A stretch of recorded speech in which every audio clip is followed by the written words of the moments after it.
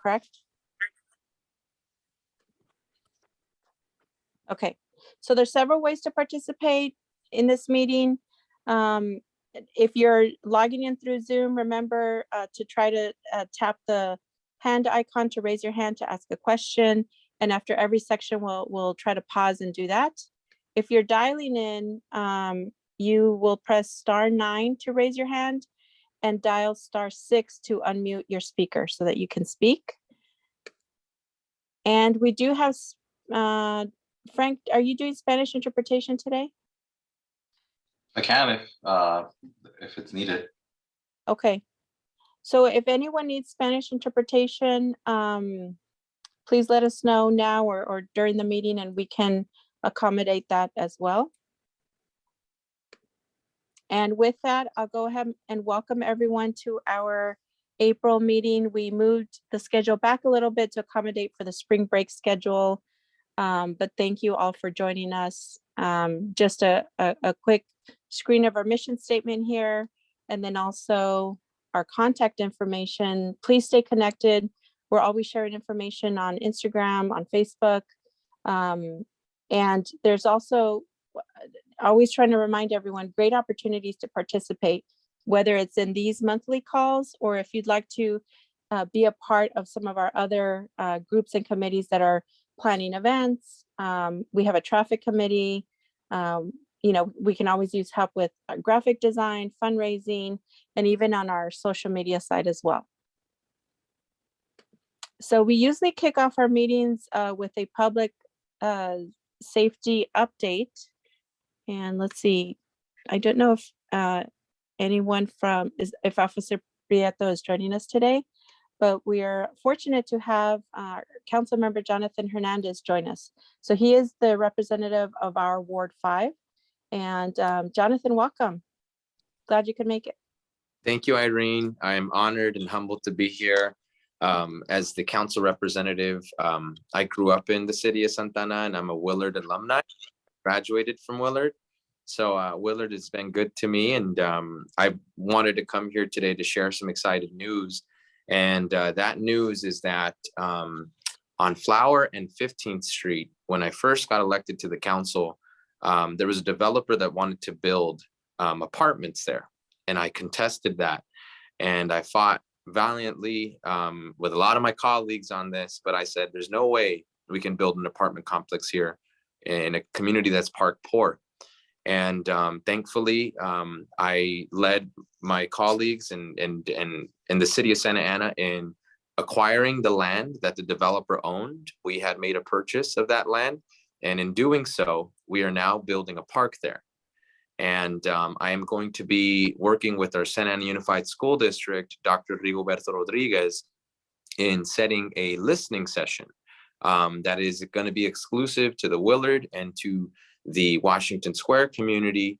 And I am going to have a number of sessions where you guys will be able to help create the vision and the planning of this park. So I want this park to be a vision that the residents of Willard create. And I will be there to champion it and make sure that all the amenities that you are all fighting for and that amenities that are important to you, they're included in this park. So over the next 2 weeks, I will be reaching out to the Willard Neighborhood Association to let you know when that date will be. And the meeting will happen at the Willard School. We'll have some beverages and some free food, and it'll be about 2 hours. The first hour will be talking about the park and how it came about. And then the last hour will be a listening session where I will be working with our residents on different concepts. And then eventually, next couple of months, we can ground these concepts and really bring this park to life. That's wonderful. That's wonderful news. Just to clarify, this is the lot that's on 10th and Flower? That is correct, off of 10th and Flower. It is right in the heart of the Willard community. So that will be a park. That's excellent. So that aligns exactly with what we've been advocating for as well. You know, our group went to City Hall last year to advocate for the space. So that's great to hear. I'll go ahead and open up to questions. Yeah.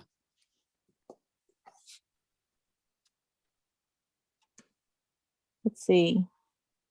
Frank, can you see any, for some reason, I can't see on my end any hands that are raised. Yeah, no one's raised their hands. Actually, Gay Olivos. Hi, Gay. Hi, Councilman Hernandez. I'm so happy. Thank you Yeah, so much. I've been reading about you in the news, opening your being vocal there in the neighborhood.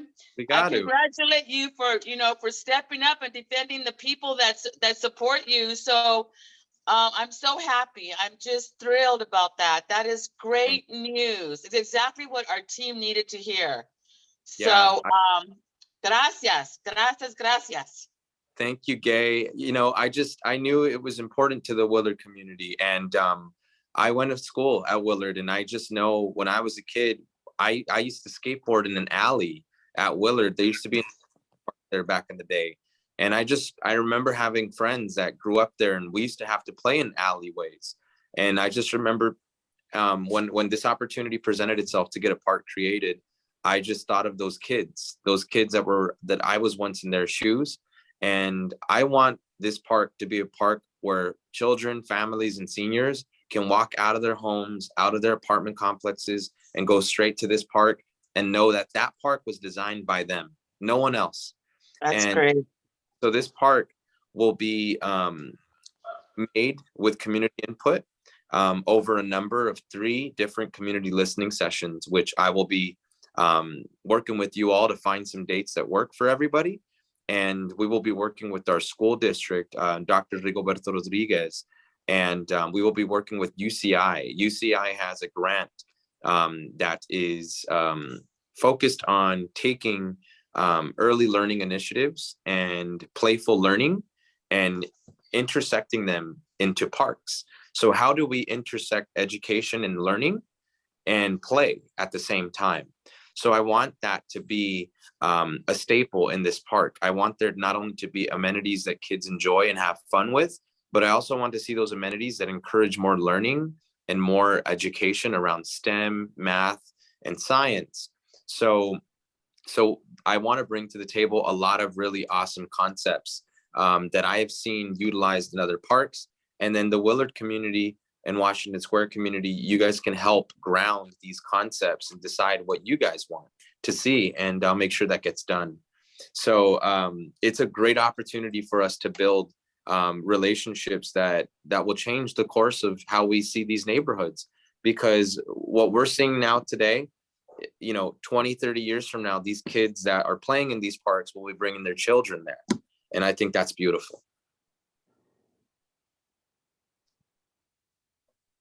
That's really wonderful. Jonathan, I have a question. Do you have a sense of timing? So I know the input sessions are coming up, but as far as what does something like a park take? What kind of timeline does that look like? So that's a great question. We got this done in a closed session meeting. I want to say it last year. So I am hoping to see this park completed by the beginning, if not the end of 2024. I'm going to work very closely with you guys and getting this sped up and breaking the ground on this park. And so I'm hoping that we get a timeline that is respectable, so that we can get kids playing in this park as soon as possible. That really is wonderful. We would like to include 2 organizations that have started connecting with us just in looking at the space and identifying a space. One of them is Thrive. Who you may be familiar with, and also Santa Ana Active Streets. Both organizations have been very vital in helping bring awareness to the space. I'm a big fan of Santa Ana Active Streets, so I'm happy to see that you're working with them. They do great work around educating the public. I mean, anytime there's an organization standing on Bristol handing out helmets and equipment to members of the community, you know you're in good hands. That's awesome. And I'm going to also have some of our commissioners there. One of my commissioners that represents you lives in the Willard neighborhood, and his name is Nate Greensides. He's our ETAC commissioner. So he also lives in the Willard neighborhood. So I'm sure he'll be there too. Since day one. Awesome. Oh, he's here. Yes. So one of us is always at the table here. I have a quick question. 10th and Flower, it looks like I'm looking, I actually live on 10th and Parton, so I'm not very far from there. So thank you. That's great. It'll get the kids out of the streets and playing in an appropriate and safe place. Yeah. Thank you for that. It looks like there are 2 lots on that corner and there's a house. So is it safe to assume that the city has just that 1 lot that's closest to 10th? That's a fantastic question. So the city of Santa Ana initially owned one of those lots. The second was owned by a developer.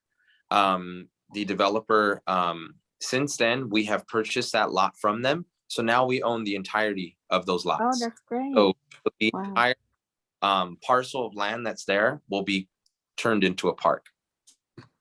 Okay, so that house eventually will be through either eminent domain or whatever, will no longer be there. I am not too certain on. Sorry to interrupt. I don't believe there are any houses on that piece of land anymore.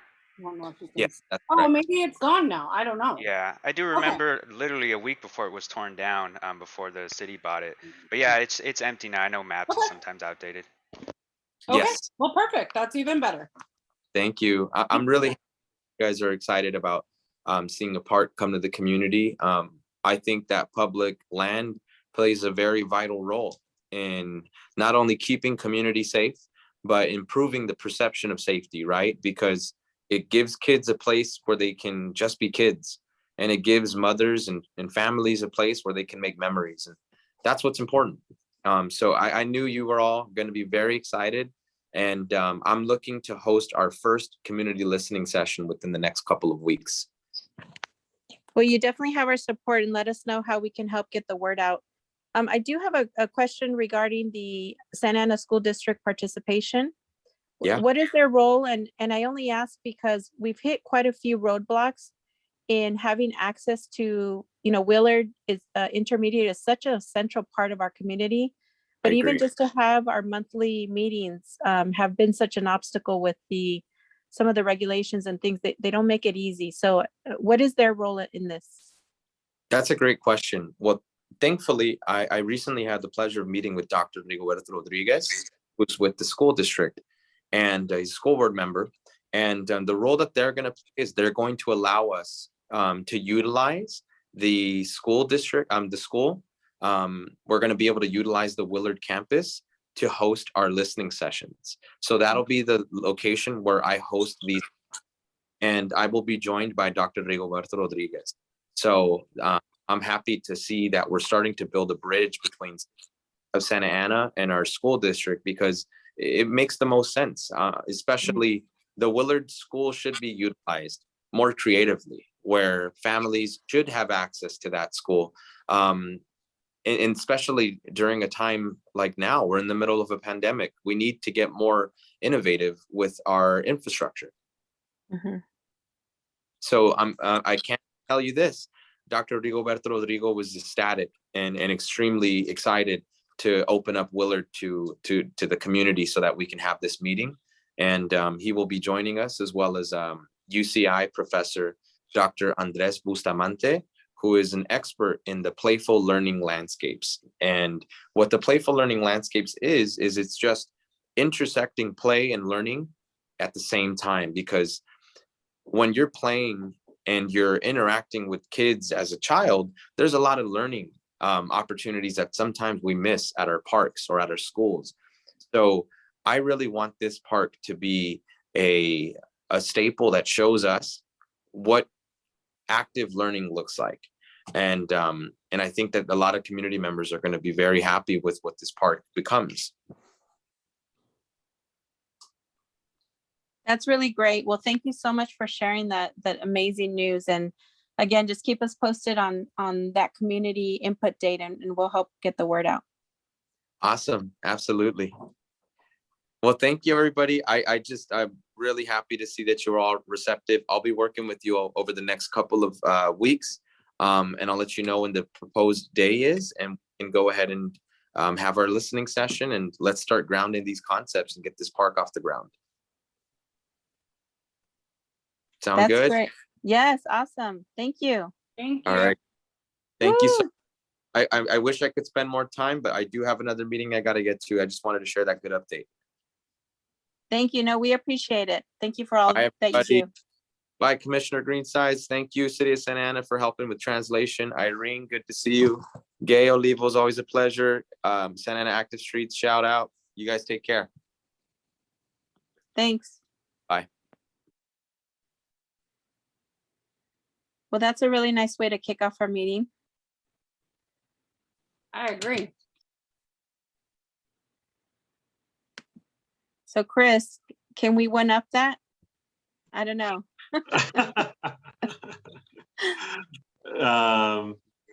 I've been actually jumping back and forth between meetings, so it sounds like good. It's something with the lots, it sounds like. I didn't Yes. catch that. Okay, that's awesome. Yes, that the lot on 10th and Flower is looking like it's moving forward into a park, and there'll be an input meeting coming up in 2 weeks. Very cool. Yeah, very cool. So I want to introduce Chris 14. He's joined us in the past, and he heads up Santa Ana Active Streets. They're a great partner of ours. They participated in our youth program in a resource fair in June, and have been a big supporter of the Willard community, and he's a Willard resident as well. So he's joining us today. He reached out and asked if we would be interested in free money, basically. It's an opportunity for a grant that we'll be applying for. And Chris can talk a little more, but this is a grant that really focuses on providing community organizations with traffic safety projects. And not necessarily, for example, installing speed bumps or speed pads, but more about bringing awareness and education to traffic issues.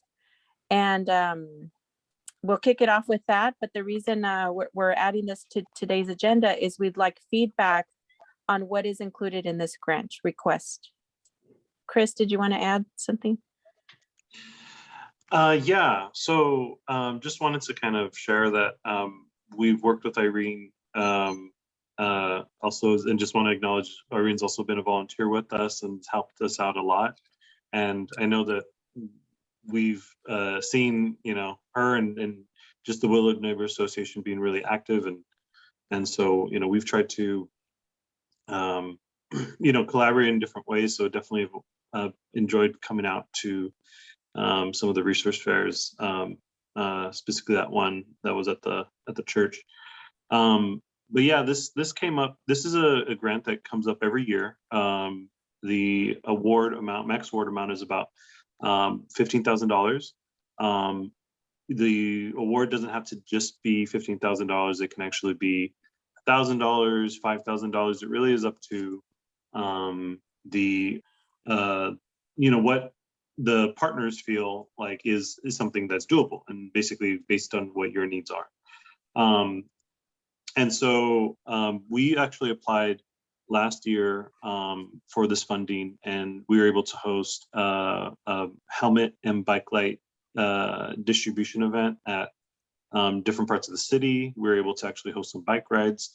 And we tend to be really competitive and able to get these funds because not a lot of nonprofit organizations do this kind of work in Orange County. There's only a handful, to be honest, where they're advocating for bicyclists and pedestrians and making streets safer.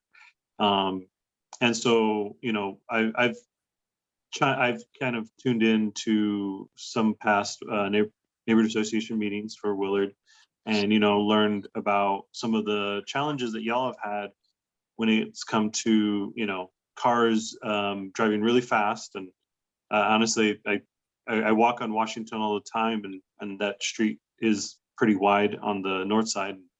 Cars definitely take the advantage to just speed right through. So I'm definitely aware, and even just a personal experience. And so, this is the kind of funding where sometimes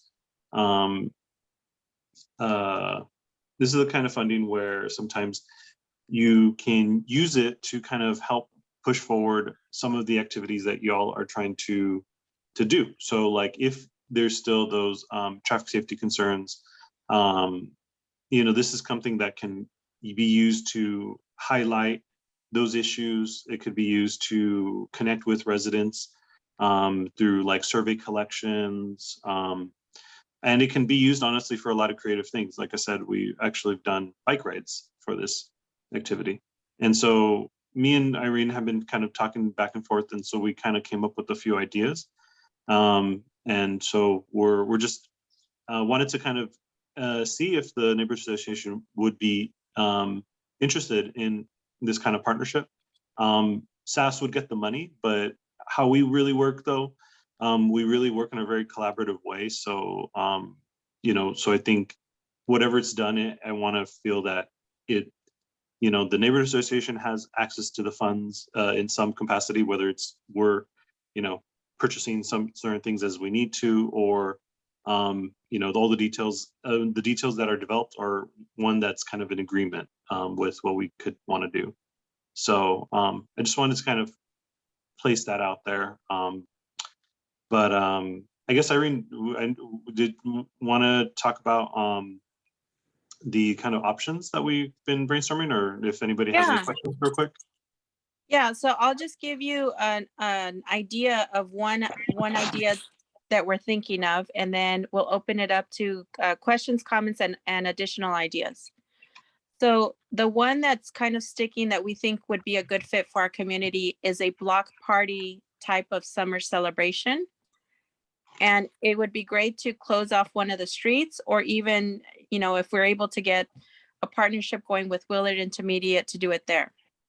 And what the block party would entail, it would be an entertainment little fair, but it would bring awareness to traffic issues in our community with an educational spin. So one of the ideas, for example, in the image you see here on the crosswalk, see how there's artwork?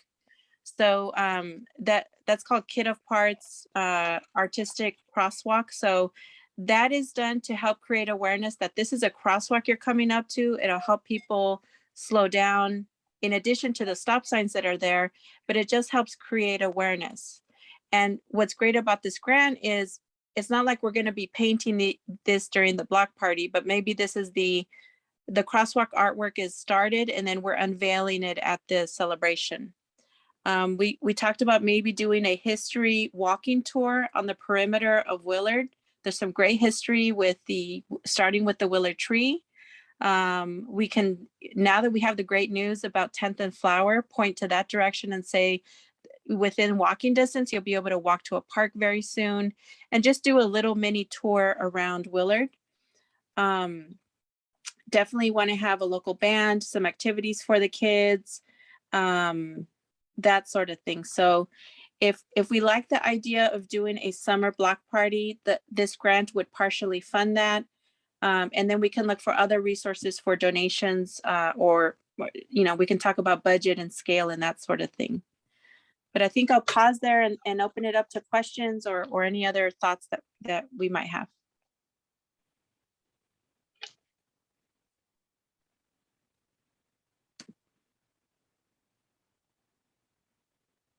Let's see, Nathaniel had to head out to class.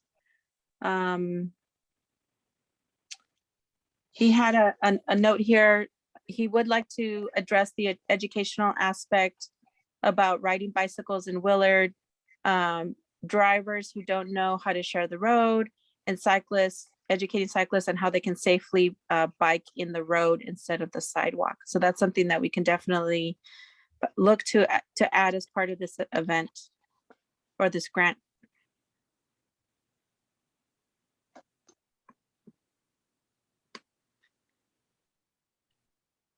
I guess question, have also things gotten any better? I know since last time there's a meeting with traffic engineers, have the traffic situation for speeding or any of that has gotten better? I live on 10th and Parton, and thankfully I've only had one instance in the last couple of months of someone doing donuts in the middle of the intersection. So I guess in that way, it's gotten better, because it used to be, I don't know, weekly, easily weekly. So, but I don't know if that is from This is, we've done this it. is day. No, it has not gotten better. It has stayed the same. I mean, I work from, you know what? Ever since I've been working from home, you know, my office is completely closed and tested. I've taken a stronger stance in my neighborhood because I was always working, right? And I'm here all day. And I even work Saturday and sometimes Sunday. So I'm home. And no, the cars haven't stopped. They are just as busy as ever, totally ignoring the kids, me, everything. It has not gotten better. And there's motorcycles that now that come in. And my biggest concern, so we've been rejected and told, no, we can't put the speed bumps or whatever.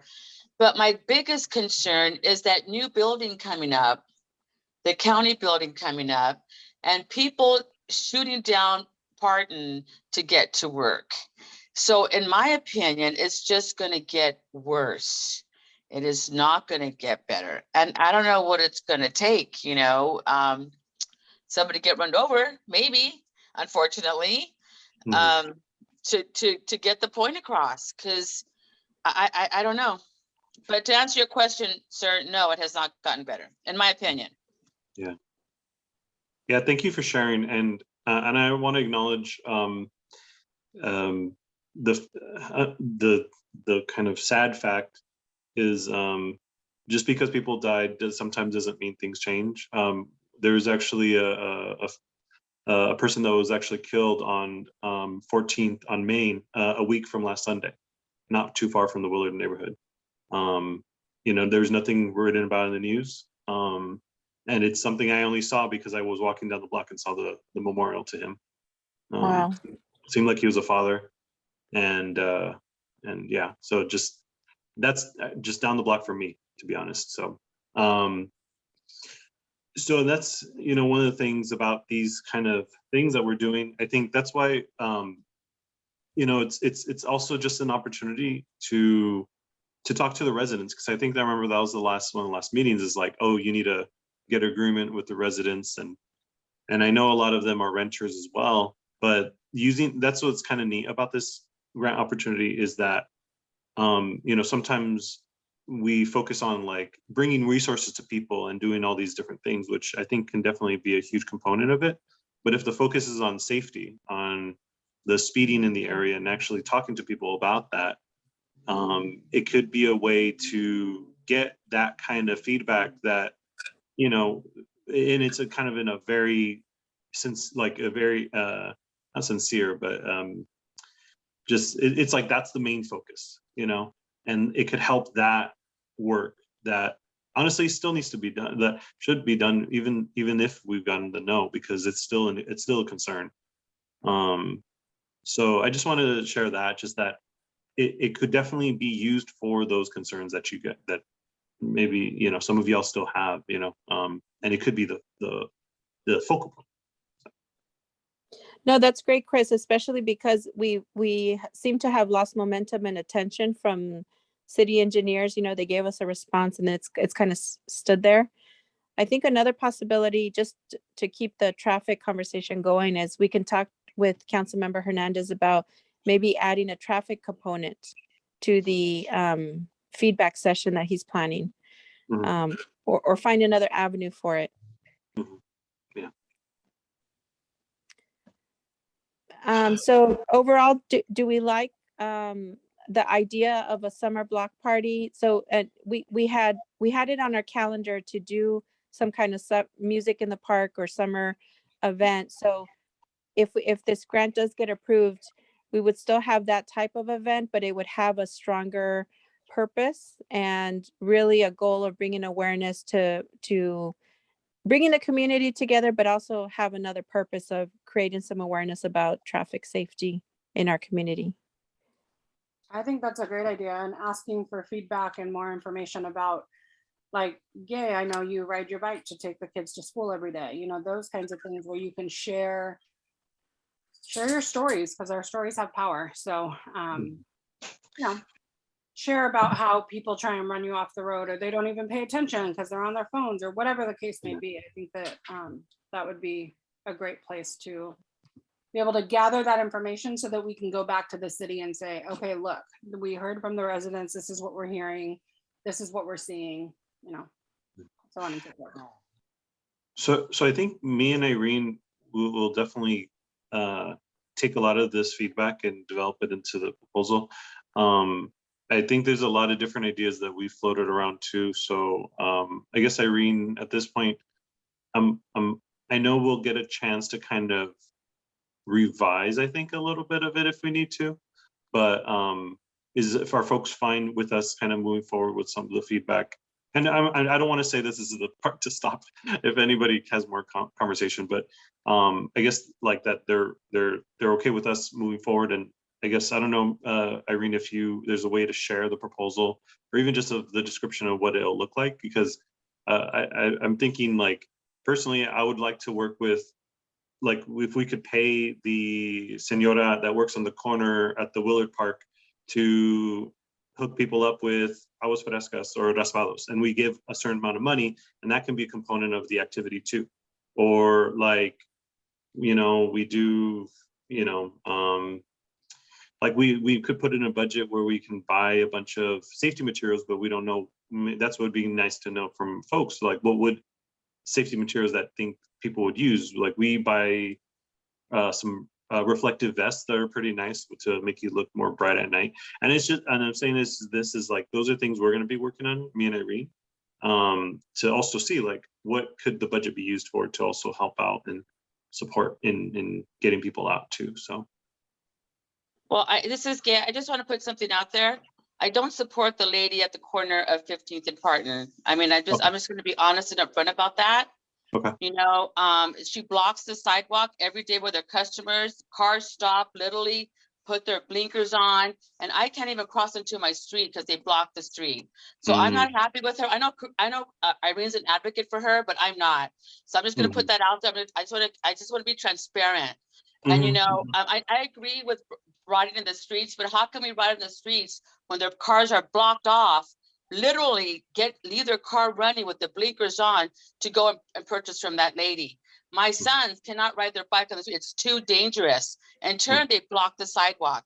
How can my 4-year-old riding his little tricycle not be allowed to go on the sidewalk because her customers are lined up around the block? So I'm on a mission to get rid of her. So I'm just being honest. I'm just being honest with all of you on this team. I really knows how I feel about it, and we don't agree on it. But she's on my last straw with my I mean, this is my neighborhood. And you know what really upsets me more, sir, is the fact that, you know, we have cleanups 4 times out of the year, and I'm in charge of that cleanup 4 times out of the year, and not one of those vendors, not one of them come out to help out. Not one. And that really pisses me off, because you know, we pick up your trash that your customers leave around the neighborhood, and yet you don't even bother to come out 4 times out of the year to show your support. So I'm on a mission to get rid of her. So I don't want any money going to that lady. That's the way I feel about it. So I just want to put that out there, just for transparency. I appreciate you sharing. Yeah, and I'm sorry to hear that you've had those struggles as well too. Yeah, you know, it's a really complicated thing, you know. So, you know, not everybody can agree on certain things as well too. But I really do still appreciate you sharing. So thanks. I think too with this grant, Chris, right? Food is not allowed to be added to the budget, so we can talk food as a separate item. But yes, we'll definitely. I think the draft is due this Friday, right, or very soon. And so we'll share a draft out, Gay and Bianca, to you to look at before it gets submitted. So that'll give us some time to kind of hone down the idea and make it approvable, because that's the key thing, is we need to draft something that has a really strong purpose and is, you know, follows the guidelines that they have provided. Okay. Well, great. Thank you, Chris, for joining us in the meeting, and I'll connect with you. I think we have a meeting tomorrow. Yeah, I'll stay on. Okay. Yeah, still a Willard resident, so I'll stay on. Great. Well, hot on everybody's mind and top of the list are the new trash cans. I know I have a very strong opinion about the new trash cans but did everybody on this call, have you received yours?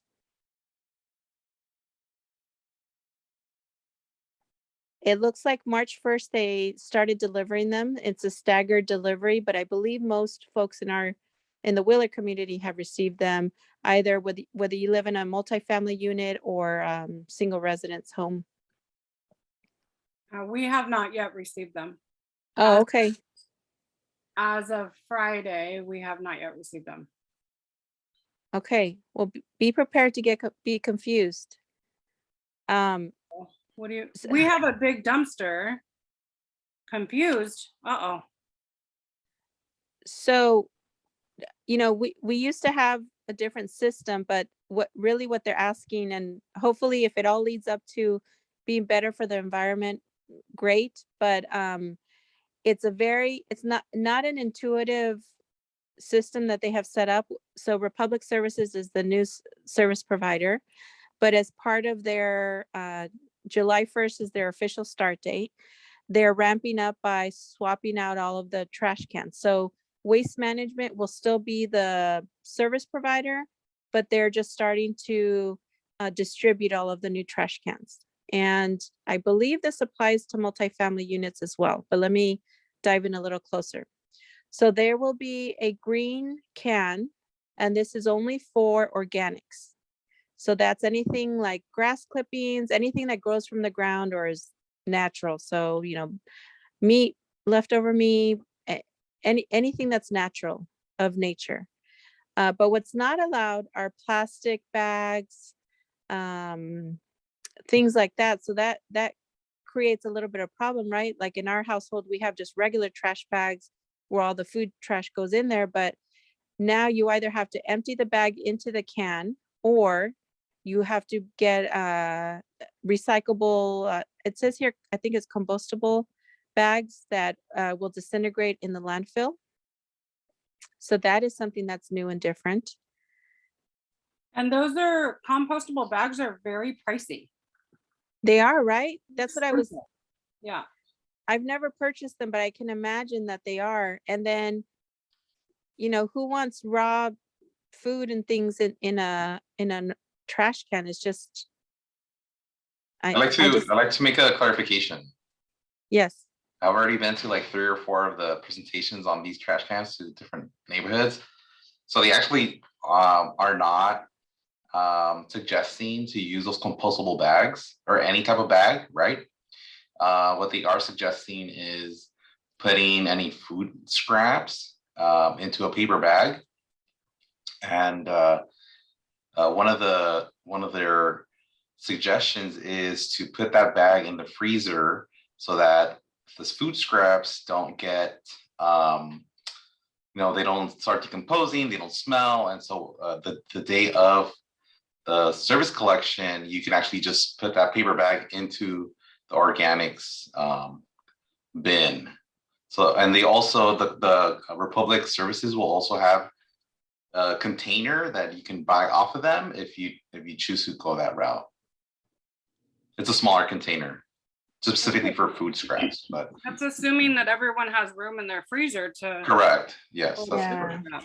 And that's a big ask, especially if you live in an apartment where you don't have an extra freezer, or you don't have a freezer in the garage, or, you know, something like that, so.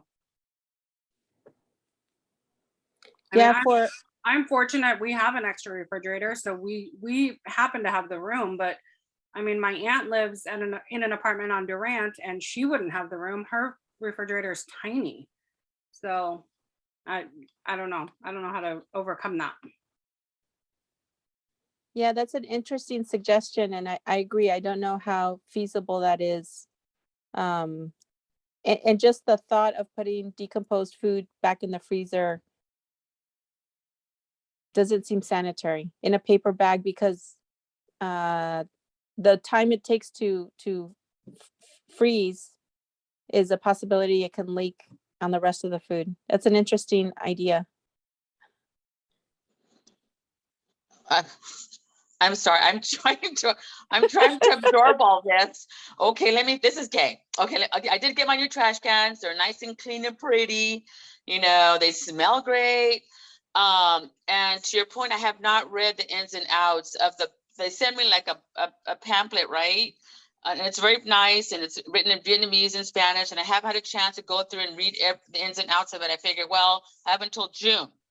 But let me see if I understand you correctly, Irene. Are you saying that moving forward, we have to put like banana peels, things that we can't put in our garbage disposal in the composite box? The green box, yes. Along Okay, with your like garden clippings, dirt, Okay, leaves. so food that cannot go in the garbage disposal, like rice, you would put that in there? Yes, any food item, anything that came from nature. Okay. Well, so Okay, then we're doing the trash work, right? Let me see if I get this straight. We're doing the trash work for the new trash company, and we're paying more for it. Is that right? Did I understand that correctly? I pay for my trash. I as a homeowner, I gotta pay for my trash. right. And I have to pay for, you know, I have to pay for it. That's part of comes of my water bill. So, and I have to pay for my water. So, I'm paying more for my trash company, and I have to do trash work. Is that right? I think that's one way to look at it. I did include here the number and web address to Republic Services for more information or to share thoughts. Well, I think let me ask you this before you go on. And that's fine. I mean, I know where to get the numbers. I get it. But let me ask you this. Let me ask this team this. Republic has agreed to lay down trash cans for us, right? Throughout the Willard neighborhood.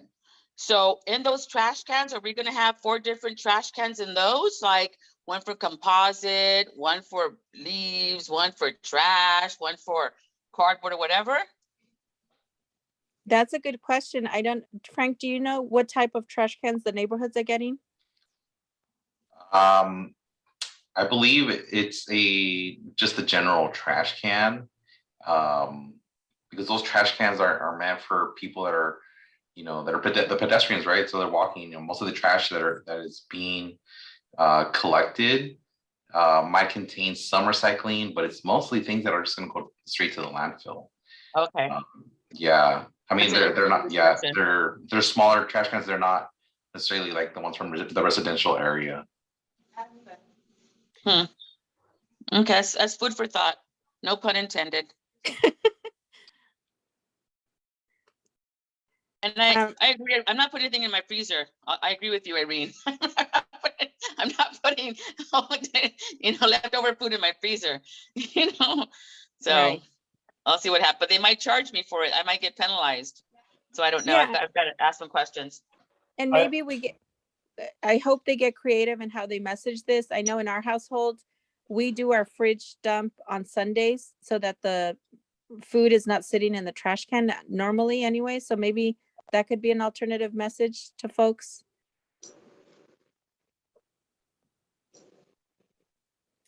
I did include the recycling guidelines as well. I think the end goal is to send less things to the landfill. And I guess this is their way of being able to do that. There was one thing on the recycling that I thought was not very intuitive. Yeah, like paper towels are not allowed in the recycling, I guess, because they go in the green can. Styrofoam hot ashes. Wait, paper towels don't come from the earth though. The trees, I guess, because they can compost. That, okay. That seems like, okay. I guess we all need to have 4 different trash cans inside of our house then. One for food, one for recycling, one for compost, one for regular trash. This is a lot. I kind of agree with Gay. It seems like we're doing the job of sorting all the trash that we're paying Republic to do. Right. Yeah, no, definitely. That's a good point. Yeah, you're right. We are going to have different trash cans inside the home. So this is the last one. This is the landfill can. So you can put things like plastic utensils. I would have thought those are recyclable, but they're not. Packaging peanuts, I knew that. What was on here that was surprising? Oh, like broken dishware. I would think that would be recyclable, but I guess that is landfill material. Pet waste, I thought that was organic. Maybe it's not. And so what you cannot put in here is anything recyclable or anything that is food related.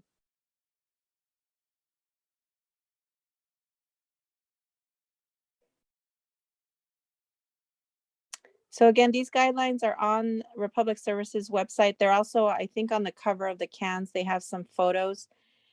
It took us quite a minute though it's a new way of thinking.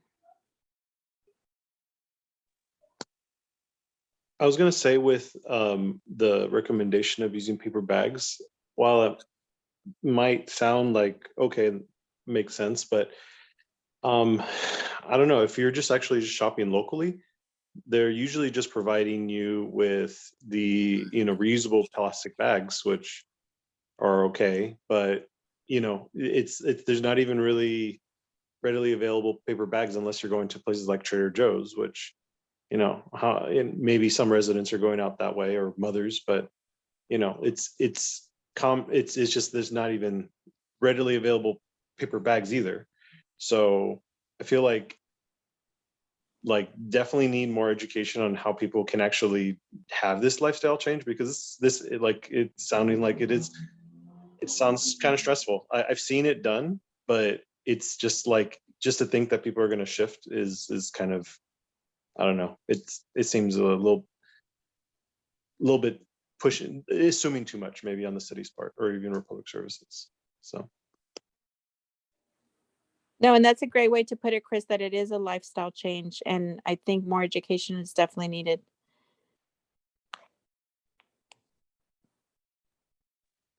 Okay, and then to finish off, just on a positive note, we're receiving 14 trash cans. I don't know the timing on that yet.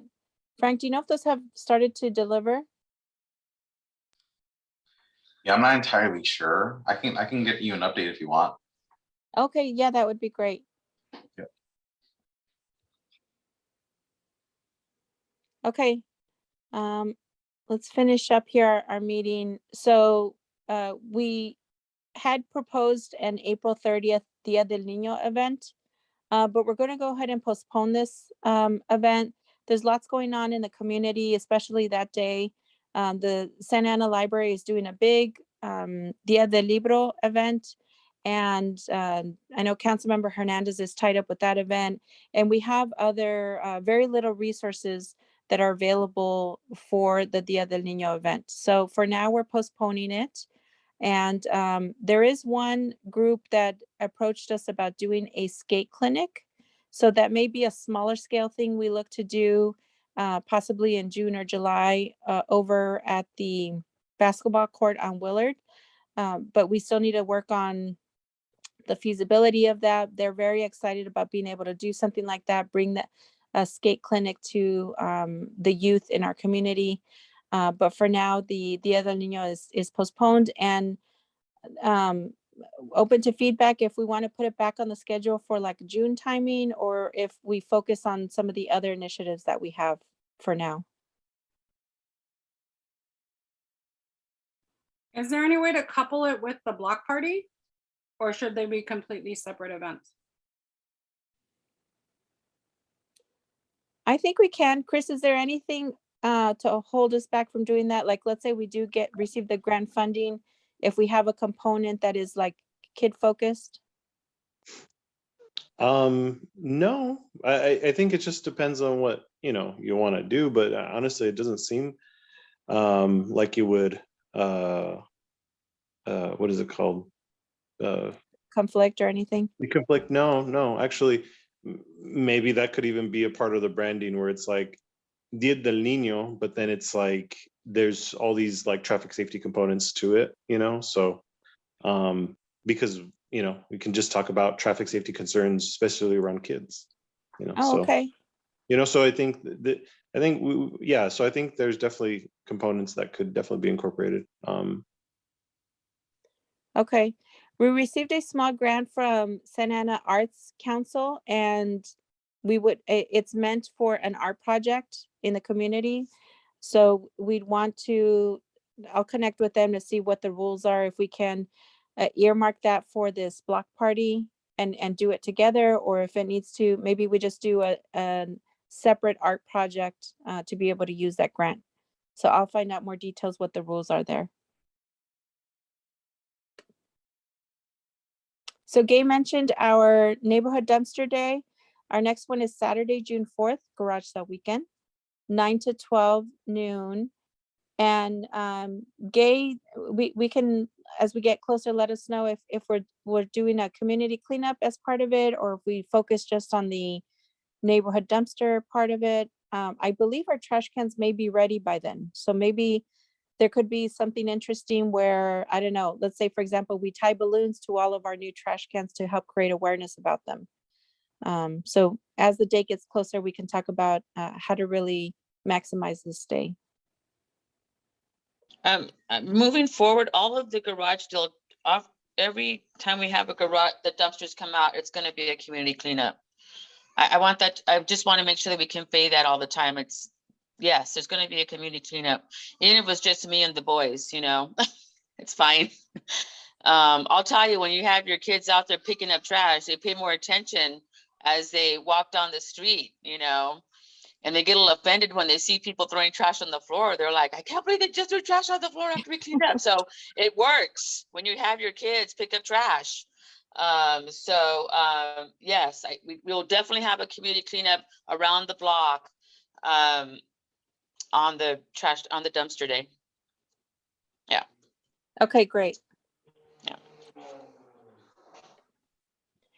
Okay, next up, the most beautiful yard nominations are needed. So the deadline is, I believe, Wednesday next week, but if I could get any nominations by this Friday. So the photo shown here is one of the submissions that we sent in last year.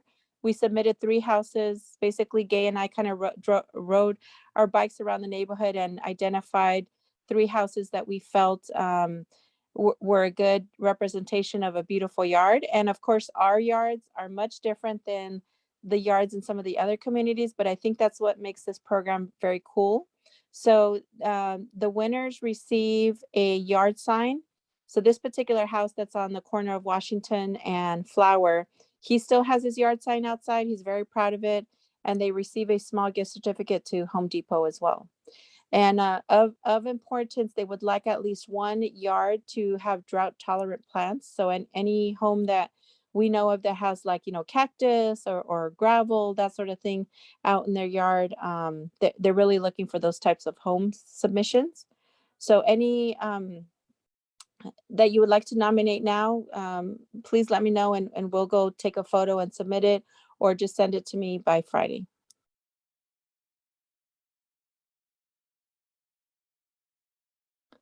So Gay, if you'd like your house nominated, you're allowed to nominate your own home.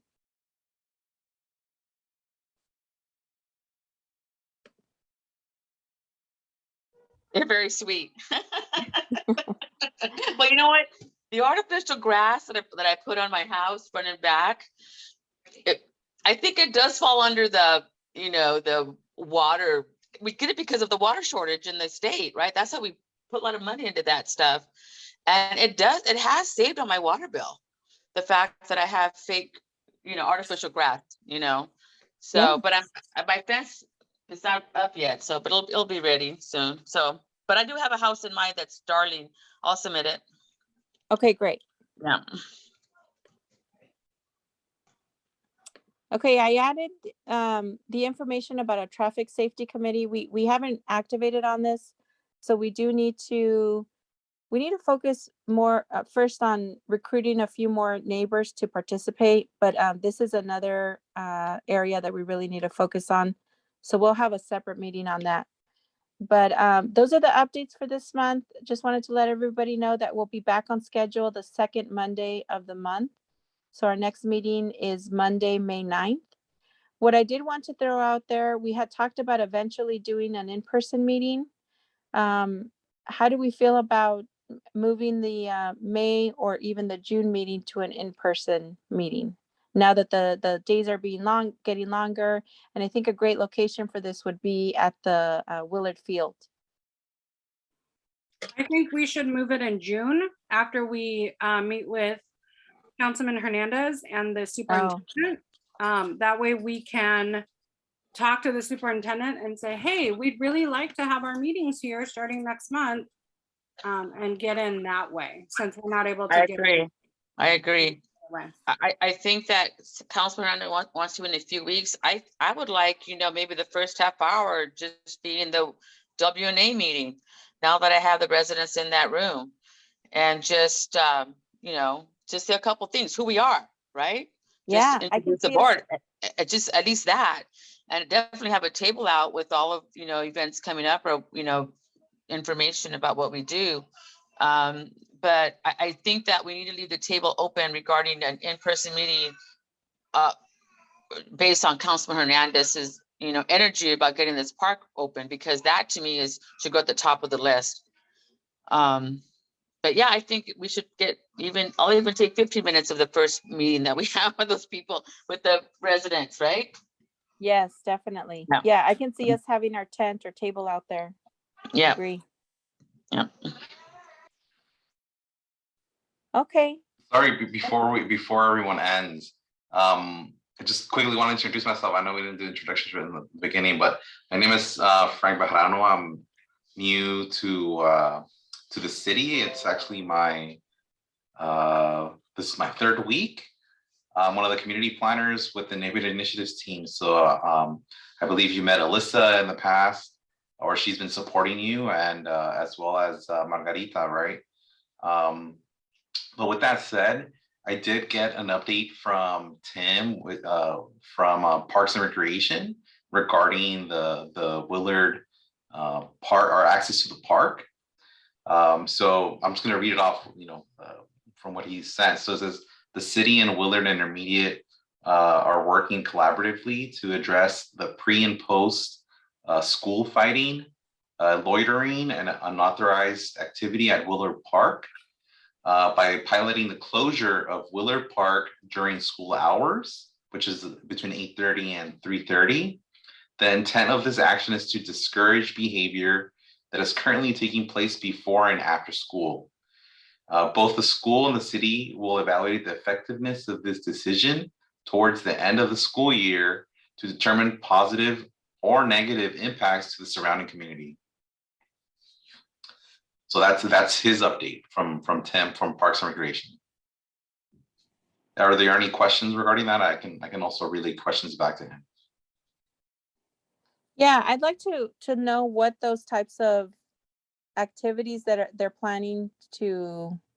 I don't remember the words that you mentioned, but how they're gonna, what types of activities they're planning, because it'd be great to hear about positive activities that they can engage these kids in versus any type of like policing type of activities. Okay, yeah.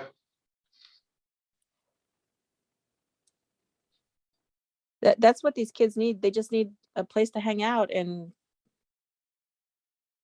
maybe it's not fun to go home or to, I don't know, but they definitely just need a place to hang out. That's one of the reasons we've been advocating for a park.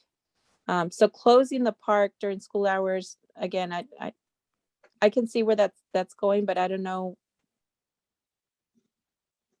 how that will help. Does that mean the kids are going to find another place to hang out? It Yeah, means that they're gonna find This is another place to hide or whatever, yeah. okay. Yeah. This is gay. I was one of the first people that got that park going with Parks and Recreation under the joint use agreement. And I love that park, okay? I love it, and it serves well. I mean, I'm looking at my window right now. I live right in front of it, and there's kids engaging in that soccer field, and it's a beautiful thing to see people out there in the the playground, et cetera, et cetera, et cetera. I do think, however, I do agree that the park should be closed during school time. That I do agree with. I think it's for safety reasons. We have to have that park closed because the students need priority that attend Willard. I'm in all favor of that. However, on the other side, I do want to make sure that that park is open when the school's not open for the certain times that we've agreed on under the joint use agreement. And those lights are kept on in the field. But more importantly, because I go there every day with my boys and we're out there walking the track. I'm trying to fit into my bikini this summer. I'm teasing, but I'm out there walking the track. I need the attendants that are in there to pay closer attention. I'm not kidding you, but every time I go, they're on their cell phone with their head down. And what's happened is people are bringing their dogs in there. There's skateboarding in there. That shouldn't be happening. So I want more of a professional appearance in terms of the Parks and Rec people that you send out there to manage that field when it's open for the residents. And that's part of the problem. That is part of the problem. Last summer, and I'm gonna kid you, and I have it on film too. I saw kids on top of that roof of the equipment room, and the equipment room was open. And I had told Irene and Bianca about this, and those kids, they became combative with me, and I waited there till 11 o'clock at night and nobody came to lock the gate. So I'm like, okay, I'm going home now. But those little things need to be done. Okay, lock it up on time, open it up on time, and have the attendants there be engaged rather than being on their cell phone and their head down the entire time they're there. I get it, they're teenagers, but you're still getting paid to work. So you need to step it up just a little bit. My baby's making a lot of noise, so I'm gonna put you on mute. Great, thank you for the feedback. I'll definitely share that with him, and hopefully we can have him come back and give you some updates on the feedback that you're providing with me tonight. Frank, if I can just add, there was one other thing that we had requested, and that was a small space of 4x4, 3x3 feet of storage inside their equipment room. And they declined. They said that that's not something that they could do because they didn't have enough staff. Staffing was the issue. So we would just like to go back, and I'll forward you a copy of that email. We'd be okay with accessing that room just when staff is there. So it's not like we need a key or anything like that. But for example, Miss Gay, she so kindly has, our 10 by 10 foot tent and table and tablecloth stored in her basement right now. I have a couple of supplies in my garage, but it's unfortunate that having the school and storage so close by that we don't have a space to store things that were purchased with city funds. Okay, yeah, I'll if you can send me any type of communications that you've had before, so I can kind of get a sense of the ask that has been done already, and then I can bring it up again. Okay, great. Yeah. And thank you for joining us. Will you and Alyssa tag team on these meetings, or? Yeah, that's a possibility. I'm not entirely sure if that's that what we'll be doing, but yeah, I mean, the hope is if I am available, I'll be joining you, whether it's here virtually or in person. I did want to just kind of throw it out the end, but I actually attended Willard as one of the schools here in the city. So I live here and I grew up here, and went to all the local schools here, and Willard was one of those schools. Very cool. Yeah. Well, welcome and thank you for being here for today's meeting. Of course. Okay, well, thank you everyone for your time today. A great meeting, great news to start off our meeting. I'll be sharing that on social. Well, I'll ask Jonathan. I don't know how much we can share, but I'll be sharing some of that on social media and then with those that weren't able to join the call today. Okay, thank you everyone. Good night. Thank you. Good night. Good night.